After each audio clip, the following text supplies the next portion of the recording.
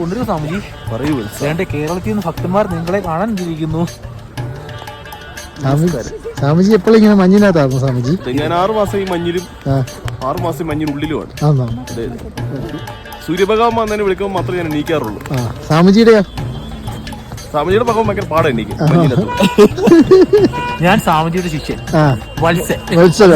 സ്വാമിജിക്ക് വത്സലടിച്ചു കൊടുക്കുന്ന ശിഷ്യനാണ്. അല്ല, സ്വാമിജി മഞ്ഞിനകത്ത് കിടക്കാൻ വത്സലടിക്കാൻ പറ്റും. അതെ, വത്സ ഒരു തലട ഉണ്ടാക്കി വെക്കും.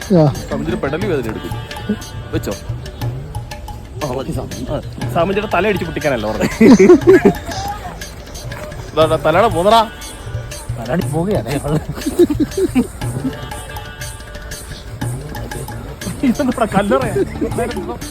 മോർച്ചറിൽ കിടക്കുന്ന സ്വാമിജി. സ്വാമിജിയുടെ ശിഷ്യനല്ലേ, സ്വാമിജിയുടെ കാലനാണ്.